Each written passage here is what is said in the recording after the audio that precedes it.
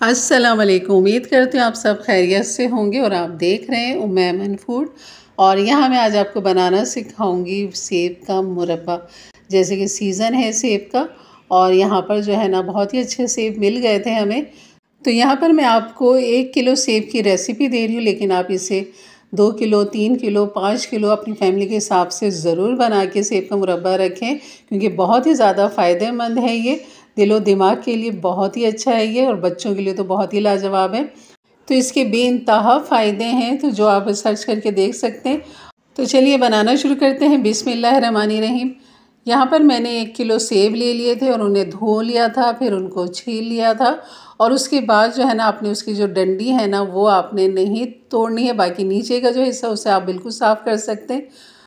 और फिर आप जैसे जैसे छीलते जाएंगे तो आप इसे नमक के पानी के अंदर इसे डिप करते चले जाएं।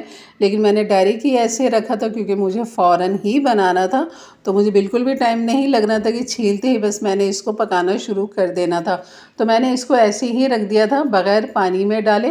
लेकिन अगर आपने थोड़ी देर में बनाना है, बहुत ज़्यादा सेब है, तो आपने फिर इसको लाजमी नमक के पानी में भिगोते रहना है। और यहाँ पर आप देख सकते हैं अब हम इसका शीरा तैयार करेंगे, जिसके लिए मैंने खुले मुंह वाला बर्तन ले लिया है यहाँ पर। और इसमें तकरीबन 3 गिलास मैंने पानी डाले हैं भर के। और जो चीनी इसमें जाएगी ना 1 किलो के अंदर, वैसे तो बराबर से जाती है चीनी, लेकिन यहाँ पर मैंने 1 पाव चीनी जो है ना वो कम कर लिया, यानी कि 3 पाव चीनी डाली है मैंने यहाँ पर। तो ये भी काफ़ी रहा था, बिल्कुल बेहतरीन रहा था। तो यहाँ पर जो है ना थोड़ा सा कलर देने के लिए, गोल्डन कलर देने के लिए अपने सेब को, तो हमने यहाँ पर फूड कलर का इस्तेमाल करना है। तो ये मैंने ऑरेंज फूड कलर डाल दिया थोड़ा सा इसके अंदर। आप इसमें येलो कलर भी डाल सकते हैं ज़रा सा। बस ये इसको मिक्स करेंगे और चमचा चलाते रहेंगे ताकि नीचे चीनी जो है ना वो लगे नहीं। चीनी के हल होने तक आपने चमचा चलाते रहना। और साथ ही हम इसके अंदर डाल देंगे छोटी इलायची, जो इसको खुशबू फ्लेवर देगी। और यहाँ पर आप देख सकते हैं इलायची का जो मुँह है ना वो मैंने खोल के रखा था। और जैसे शीरे में उबाल आ जाए तो आपने यहाँ पर ये तमाम जो सेब है ना जो हमने छील के रखे हुए थे वो आपने यहाँ पर डाल देने हैं। और आप देख सकते हैं कि बिल्कुल सब सेब इसके अंदर 1 किलो के 1 किलो आ चुके हैं, बेहतरीन। तो आपने इसी तरह ही रखना है, शीरे में ये डूबने चाहिए। और यहाँ पर इसे अभी हल्के हल्के से जैसे ही इसके अंदर शीरा भरेगा ना तो ये नीचे की तरफ बैठना शुरू हो जाएंगे। तो मैंने इसे ढक दिया था ताकि इसमें जल्दी से जोश आ जाए। और उसके बाद फिर हमने आज जो है ना इसकी हल्की करनी है। आप देख सकते हैं काफ़ी अच्छा उबाल आ चुका है इसके अंदर। तो यहाँ पर मैं आज इसकी हल्की कर दूँगी। और आपने कम से कम आधे घंटे के बाद आपने इसको चेक करना है कि इसमें कितनी गलावट आ चुकी है। और आपने सेब जो लेना ना वो हमेशा मीडियम साइज़ के, जब भी मुरब्बा बनाए तो मीडियम साइज़ के सेब लें। जैसे कि आजकल आए हुए हैं छोटे से बड़े सेब जो होते हैं ना वो वाले आपने लेने। बहुत ज़्यादा आपने छोटे भी नहीं लेने और बहुत ज़्यादा आपने बड़े भी नहीं लेने।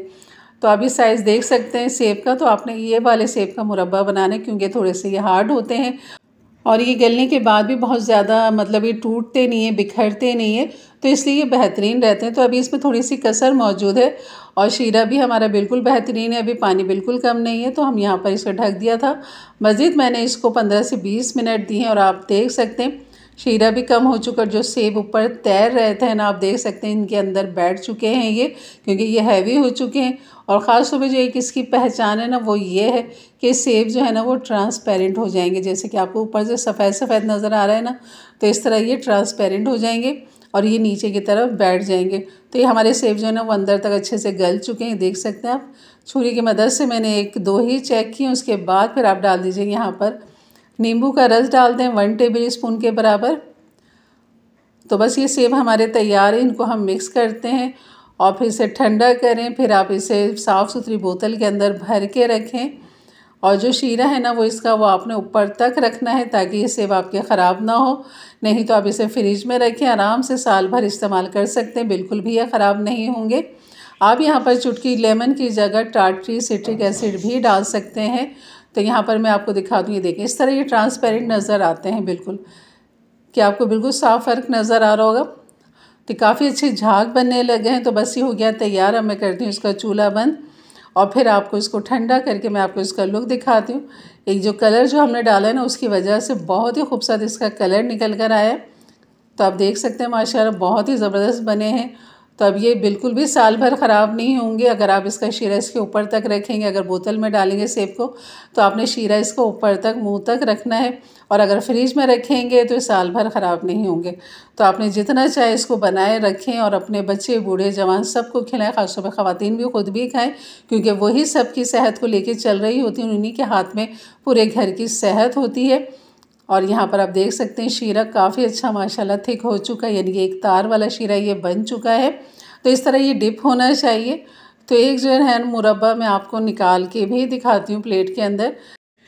तो मैंने सेब के जैम भी बनाया हुआ है। अगर आपको वो रेसिपी देखनी है तो मैं आपको एंड स्क्रीन पे या आई बेल के बटन पे उसकी रेसिपी लगा दूँगी। बहुत ही ज़बरदस्त वो बनता है, और आप उसे सुबह के नाश्ते में बच्चों को ब्रेड पे या पराठे पे लगा के दे सकते हैं। तो बिल्कुल जैम भी बनाइए और एप्पल मुरब्बा भी बनाइए इसी तरह। तो ये देख सकते हैं माशाल्लाह। अगर आप मेरे चैनल पे नए हैं तो ज़रूर सब्सक्राइब करके जाइए, बेल के बटन को क्लिक कर लें, ऑल के बटन को प्रेस कर लें, ताकि मेरी वीडियो हमेशा आपको सबसे पहले मिले। और अपनी फैमिली फ्रेंड के साथ भी ज़रूर शेयर किया करें, ताकि उनके लिए भी आसानी पैदा हो और वो भी इस तरह की मज़ेदार सी रेसिपी अपने अपने प्यारों के लिए बना सकें। और यकीन जैसे जैसे ये पुराना होता रहता है ना, वैसे वैसे इसमें जायका फ्लेवर मज़ीद बढ़ जाता है और खाने में इतना ही मज़ा आता है इसका। और अगर आखिर में शीरा बच जाए तो ये बिल्कुल यकीन करें बहुत ही ताकतवर शीरा है।